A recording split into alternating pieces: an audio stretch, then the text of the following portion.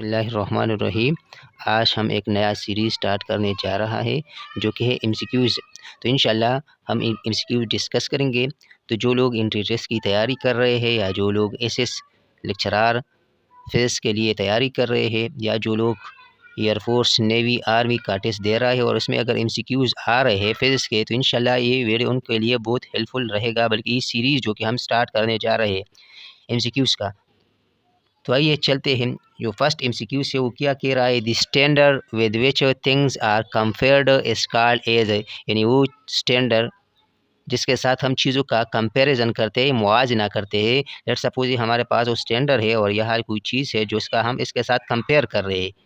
तो इस चीज़ को जिसके साथ हम चीज़ों का कंपैरिजन करते हैं तो इसको हम क्या कहते हैं, इसको हम मेजरमेंट कहते हैं। नहीं, मेजरमेंट तो इस प्रोसेस को कहते हैं, डेराइव्ड क्वांटिटी नहीं, क्वांटिटी नहीं है, यूनिट है नलाब्दी, तो इसको हम यूनिट कहते हैं।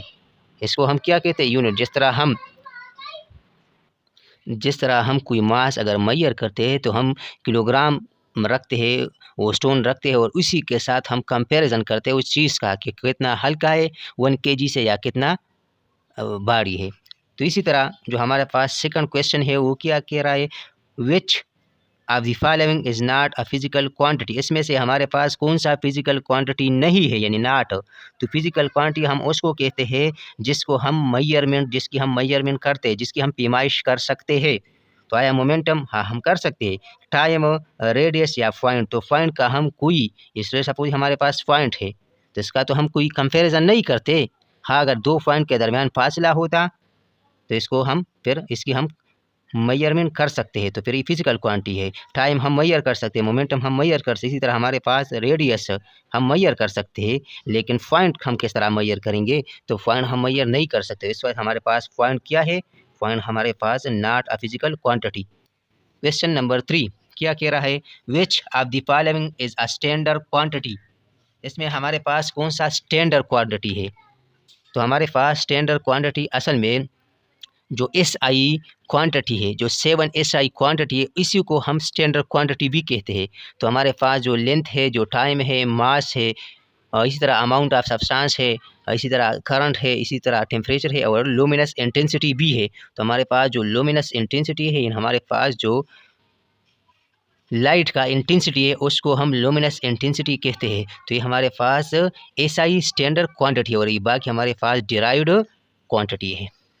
क्वेश्चन नंबर 4 क्या कह रहा है, which of the following is a derived quantity. इसमें से हमारे पास कौन सा डिराइव्ड क्वांटिटी है। तो हमारे पास हमें पता है कि हमारे पास कुछ क्वांटिटी स्केलर भी होती है, सॉरी वो बेस भी होती है, और कुछ हमारे पास डिराइव्ड होती है। तो हमारे पास जो 7 है वो हमारे पास क्या है, 7 quantity, length, mass, time, amount of substance, temperature और इसी तरह करंट, ये हमारे पास क्या, ये हमारे पास है बेस और स्टैंडर्ड क्वांटिटी। तो इसमें से कौन सा डिराइव्ड है, तो इसमें से कोई भी डिराइव नहीं, क्योंकि ये तीनों हमारे पास क्या है, हमारे पास बेस है या स्टैंडर्ड क्वांटिटी है।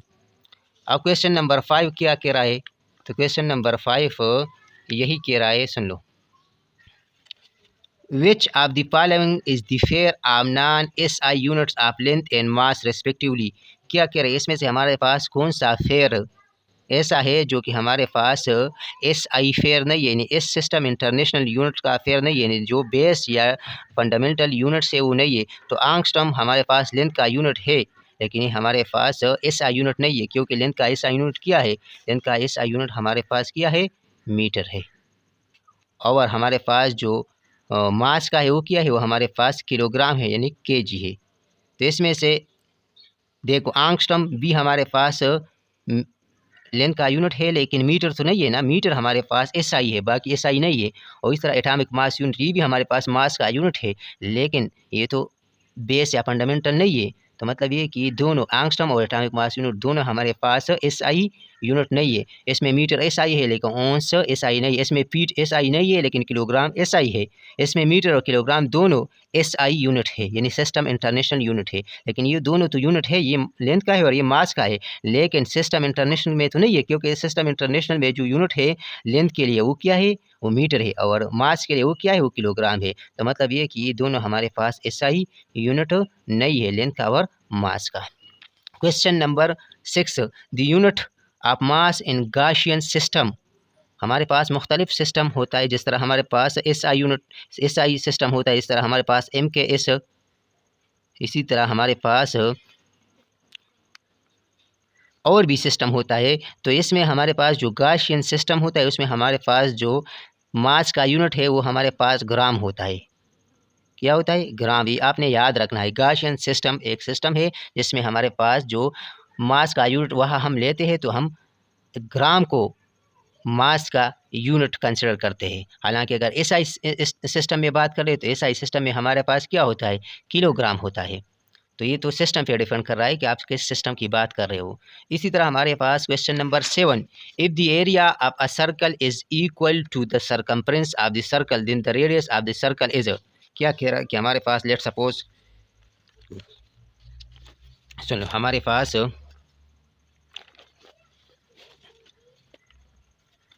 If area of the circle is equal to the circumference of the circle, हमारे पास ये सर्कल है।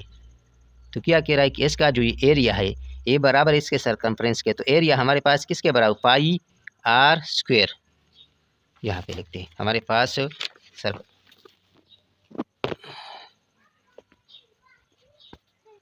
अब एरिया हमारे पास ये लेट सपोज हमारे पास सर्कल है तो इसका एरिया का फार्मूला क्या है? पाई आर स्क्वायर।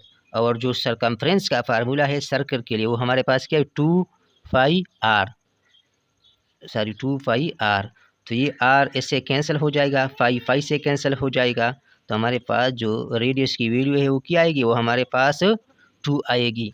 तो इसमें हमारे पास कौन सा ऑप्शन ठीक है? Option B is right one. अब क्वेश्चन नंबर 8 को देखते हैं। क्वेश्चन नंबर 8 क्या कह रहा है? The angle subtended by the circumference of a circle at its centre is. यानी हमारे पास जो सर्कल का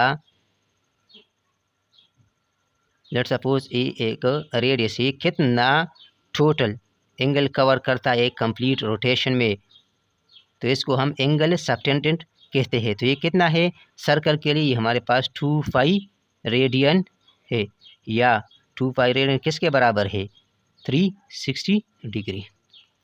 तो मतलब ये कि हमारे पास 2 pi radian is right answer. अब क्वेश्चन नंबर 9 क्या कह रहा है? The angle subtended at the centre of a sphere by an area of its surface equal to of the radius of the sphere is. क्या कह रहा है कि हमारे पास एक स्फीयर है। स्फीयर हमें पता है कि बाल की तरह होता है। तो क्या कह रहा है कि हमारे पास स्फीयर में जो एरिया है वो उसका जो सरफेस, उसका जो स्फीयर का एरिया है वो इक्वल है रेडियस ऑफ द स्फीयर के। तो इसमें हमारे पास एंगल कितना होगा? तो हमारे पास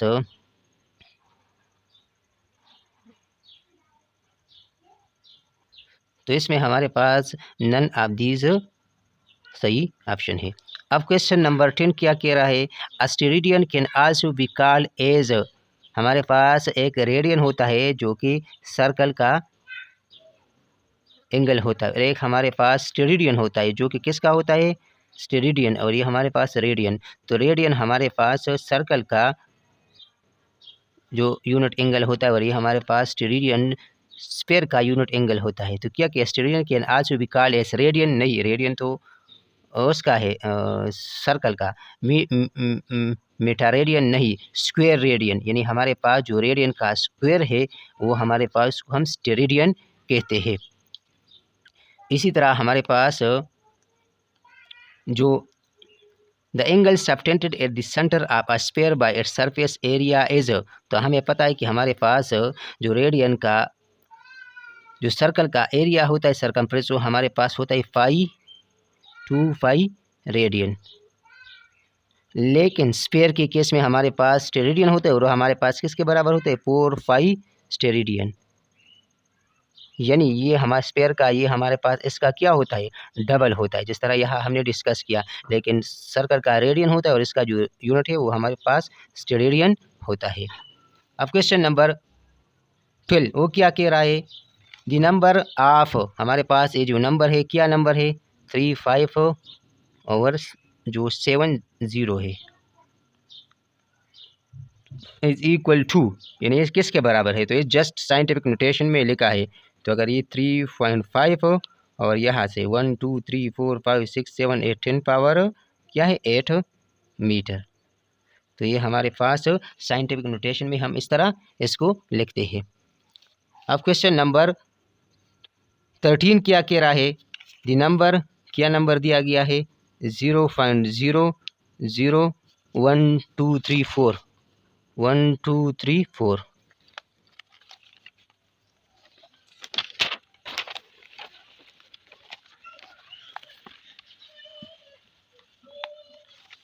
यही नंबर जो मैंने लिखा है ये किसके बराबर है, तो हमें पता है कि हम ये पॉइंट जहाँ भी हो तो हम हमेशा हमेशा लेफ़्ट साइड के फर्स्ट डिजिट के बाद लिखते हैं। मतलब ये कि ये हम यहाँ पे शिफ्ट करेंगे यहाँ पे, तो ये क्या होगा 1.234 इंटू 10 पावर। जब यहाँ हम जाते हैं तो पावर की वैल्यू क्या होती है, तो पावर की वैल्यू हमारे पास निगेटिव होती है। तो 1 2 और 3 -3, तो मतलब ये कि हमारे पास इसमें option C is right one.